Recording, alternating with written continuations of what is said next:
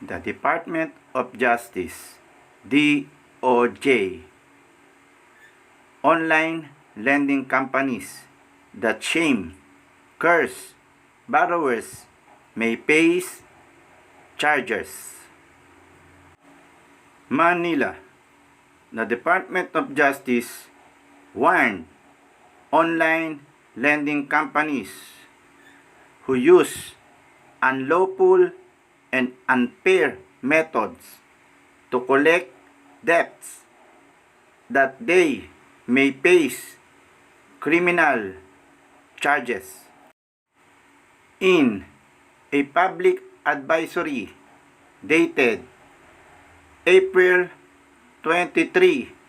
2021, DOJ Cybercrime Office OIC lawyer Charito Zamora listed down the laws and regulation lending companies might face if they resort to any of the following means to collect debts: accessing the borrower's phone book, contact list for purposes of sending them messages in the event of untimely and or non-payment, posting the borrower's personal and sensitive personal information online for purposes of shaming them, threatening borrowers with death and physical injuries if they fail to settle their account balances, using profane language through text message directly sent to the borrowers and to their references for purposes of shaming them. These collection methods, according to the advisory, constitute unfair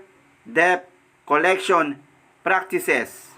and cyber harassments punishable under various laws. Department of Justice, DOJ Cybercrime Office says online lending companies who use unlawful means to collect debt may be violating Cybercrime Prevention Act, Data Privacy Act, Revised Penal Code, and a Securities and Exchange Commission Memorandum Circular. Among the laws that may be violated are the Cybercrime Prevention Act, RA 10175, the Data Privacy Act, RA 10173, the Revised Penal Code, and a Memorandum Circular from the Securities and Exchange Commission, SEC. The unauthorized access of a debtor's mobile phone book, directory, or contact may constitute illegal access under the Cybercrime Prevention Act and could carry jail time of up to 12 years and fines of at least 200,000 pesos. Malicious disclosure or publication of names and other personal or sensitive information, as well as contacting persons in the borrower's contact list, are both punishable under the Data Privacy Act. Disclosure is penalized with up to 5 years imprisonment and up to 1 million pesos fine, while the penalty for unlawful processing of data ranges from 1 year to 7-year jail time and fines of up to 4 million pesos. Use of threats of violence and the use of obscenities, insults, or profane language are punishable both under the Revised Penal Code and the Cybercrime Prevention Act, which increases the penalty. Meanwhile, under Securities and Exchange Commission (SEC) Memorandum Circular Number 18 Series of 2019, financing and lending companies who resort to unfair debt practices could face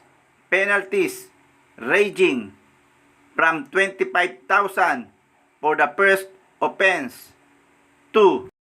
50,000 pesos for the second offense for lending companies, and from 50,000 pesos for the first offense to 100,000 for the second offense. For financing companies, both companies could face fines of up to 1 million pesos and suspension of activities for 60 days for the third offense, or worse, revocation of certificate of authority to operate. In the same public advisory, the Department of Justice, DOJ Cybercrime Office, said borrowers victimized by lending companies could approach the National Bureau of Investigation, Cybercrime Division, the Philippine National Police Anti-Cybercrime Division,